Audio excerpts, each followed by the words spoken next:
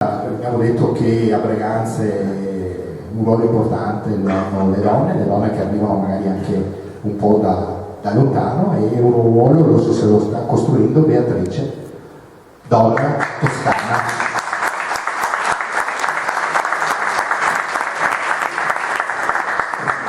Allora, Beatrice, buonasera.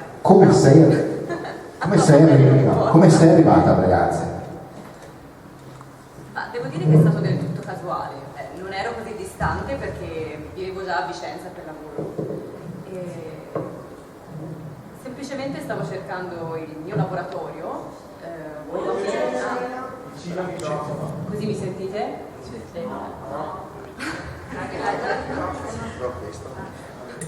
Aprilo tutto. Dillo vicino. Sì. Funziona? Sì. Stavo cercando un laboratorio dove aprire la mia attività, che appunto prima era a Firenze. Sono incappata in questo posto vicino a questo laboratorio magnifico di uno degli ospiti della serata ed è stato quello il motivo che mi ha fatto scegliere proprio di aprire l'attività a Breganze, perché ho trovato questo posto vicino così affascinante che rendeva speciale anche quest'altro laboratorio vuoto e dismesso da anni. Che dire? Non so. E tu, voglio dirti, hai portato una novità, hai portato un'arte che prima a Breganze non c'era, e puoi descrivere la tua arte e dirci qualcosa su come siamo messi in questo ambito, cioè l'arte del monile, dici come tu la interpreti, visto che hai portato anche qui delle tue produzioni. Allora, io sono scultrice orafa. Cosa significa? Sono un po' distante dal mondo classico dell'oreficeria, ma proprio lavoro sulla scultura. Nello specifico lavoro sulla cera, tramite la tecnica di fusione a cera persa, e ho deciso per scelta di creare solo pezzi unici. Scelta un po' controproducente, ma volevo proprio creare qualcosa di unico e irripetibile. Per creare questi pezzi mi ispiro un po' a quello che mi attrae, no? È come un diario di bordo, non so come definirlo, però cerco sempre di creare una storia dietro al gioiello, che può rappresentare un viaggio o semplicemente un'esperienza. Tutto qui. Scusate, non amo parlare in pubblico, quindi mi trovo un po' in difficoltà. Però una cosa che ho notato, la noto anche adesso, è che sostanzialmente un viaggiatore la prima cosa che coglie sono anche dei frammenti, degli ultimi residui etnici che possono esistere in un luogo. Vi spiego meglio. Ieri sera sono andato a Monte di Mano. È un posto vicino ma è anche un posto lontano.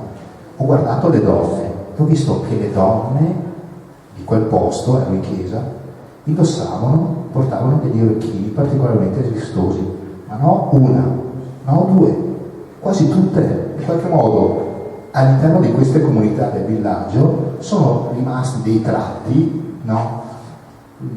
Delle modalità di fare sostanzialmente estetica della propria persona, che mi ricorda qualcosa di antico, di antropologico, qualcosa che mi ricorda anche i tuoi monili. Adesso ho cominciato a vedere che le donne per Breganze hanno questi strani anelli, cioè in qualche modo Sombri soprattutto.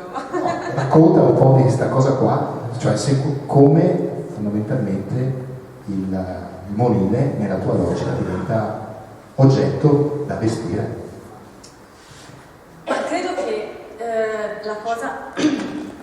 Quello che cerco di fare è proprio creare il gioiello sulla persona, è quello che secondo me lo rende più speciale, quindi spesso accolgo le clienti e le chiedo di descrivermi qualcosa che le rappresenta, e quindi cercare di portarlo all'interno del gioiello, proprio renderlo estremamente personale, quindi che in quel caso racconti la sua storia.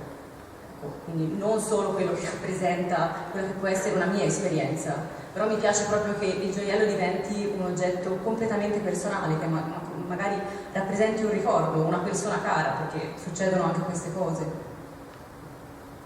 Bene, arrivi all'obiettivo allora? Speriamo.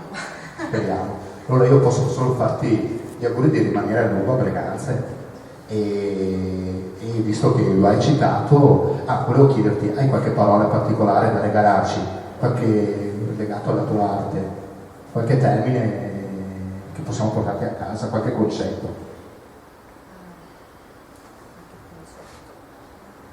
Qualche termine tecnico che usi nel tuo processo? No. No. Il nome di uno strezzo che usi.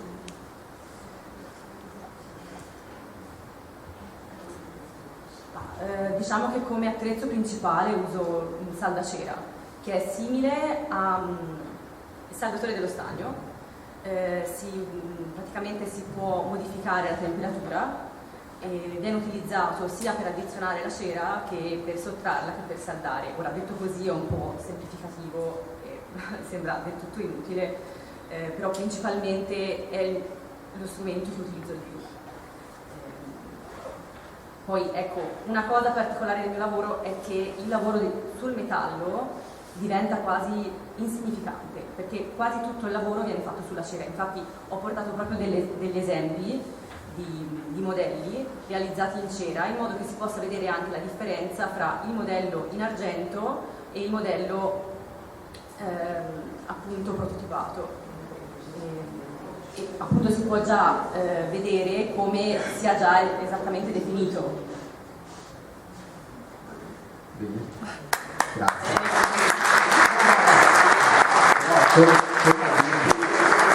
cultura del monino, del gioiello, l'hai riportata alle ragazze. Cioè, questo lo devo darti atto. E questo è già un piccolo modo di cambiare il paese. Avere una ragazza con un oggetto così già mi crea qualche elemento di interesse in più, forse a me, ma anche immagino ad altri. Bene, grazie. Bene, adesso se volete potrete accostarvi lei, Beatrice, vi descrive i propri manufatti. E